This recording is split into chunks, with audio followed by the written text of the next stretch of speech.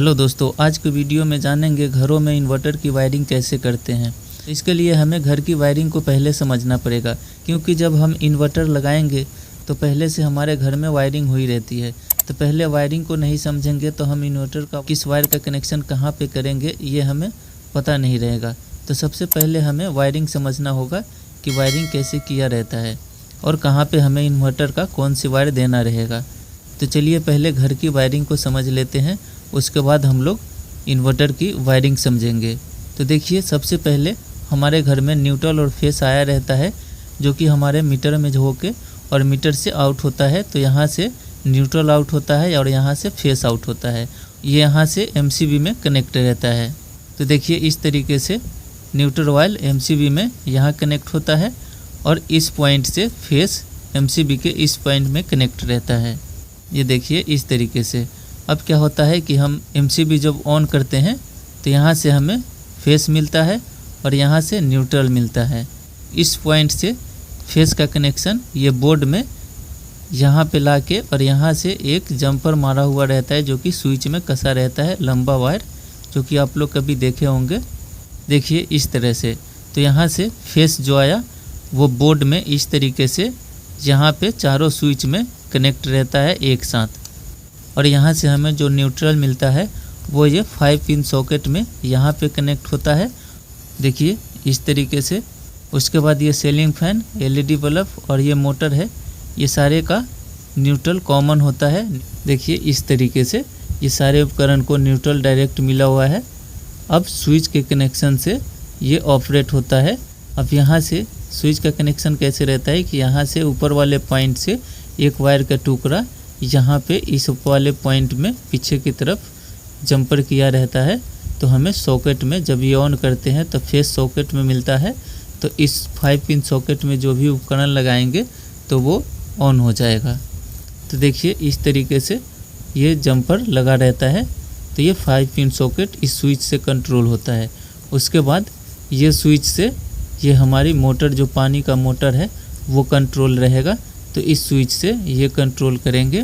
तो देखिए इस तरह से जब ये स्विच ऑन करेंगे तो यहाँ से फेस यहाँ पे आएगा और ये पानी का मोटर चलने लगेगा। उसके बाद इस स्विच से एलईडी बल्ब का कनेक्शन करेंगे। तो देखिए ये स्विच जब ऑन करेंगे तो ये बल्ब जल जाएगा। तो इस एलईडी बल्ब को ये स्विच कंट्रोल करेगा। अब ये स्विच और ये फैन का रेगुलेटर बचा। तो इसका कनेक्शन देखिए कैसे करना है। अब देखिए रेगुलेटर में 2 वायर निकला होता है। तो ये किसी भी एक वायर को आप स्विच में दे दीजिए और ये दूसरे वायर को फैन में दे दीजिए। देखिए इस तरह से एक वायर को स्विच में दे दिया और दूसरे वायर को फैन में दे दिया।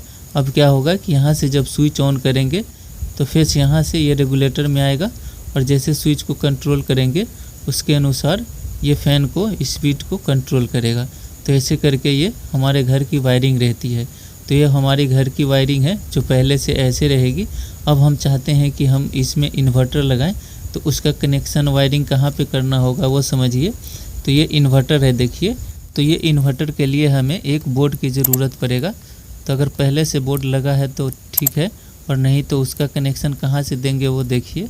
तो यहाँ पे इस बोर्ड को ऑन होने के लिए इसको भी न्यूट्रल और फेस चाहिए। तो यहाँ से एक फेस इसको यहाँ पे देंगे। देखिए ये जो एमसीबी के नीचे से ये वायर इधर आया हुआ है, यहीं से यहीं पे कस देंगे एक वायर और उस वायर को यहाँ स्विच के ऊपर वाले पॉइंट में कनेक्ट कर देंगे और नीचे से एक जंपर लेके और ये 5 पिन सॉकेट के एक पॉइंट में कनेक्ट कर देंगे। अब यहाँ से फेस ऑन करेंगे स्विच तो यहाँ आ जाएगा, लेकिन ये 5 पिन सॉकेट को चलने के लिए एक न्यूट्रल की भी ज़रूरत है। तो ये वहाँ यहाँ पे एमसीबी के बाद से यहाँ ये न्यूट्रल है, यहाँ से एक वायर लेंगे और इसके इस पॉइंट में जोड़ देंगे। तो ये 5 पिन सॉकेट हमारा काम करने लगेगा। अब देखिए यहाँ से एक वायर लेके ये न्यूट्रल भी यहाँ कनेक्ट कर दिया। अब ये 5 पिन सॉकेट हमारा कंप्लीट हो गया। अब यहाँ जैसे स्विच ऑन करेंगे ये 5 पिन सॉकेट को न्यूट्रल और फेस दोनों मिल जाएगा और यहाँ पे जो भी उपकरण लगाएंगे तो ये ऑन हो जाएगा। तो ये इन्वर्टर का 3 प्लग होता है जो इसमें अब लगा लेंगे। ये देखिए इन्वर्टर में रेड, ब्लैक और ग्रीन वायर होता है, 3 प्लग का वायर होता है। तो उसको इसमें लगा लिया। अब इन्वर्टर में हम बैटरी का भी कनेक्शन कर लेंगे। देखिए ये बैटरी का कनेक्शन कर लिया, ये प्लस है ये माइनस है। उसके बाद अब देखिए ये हमारे घर की वायरिंग है।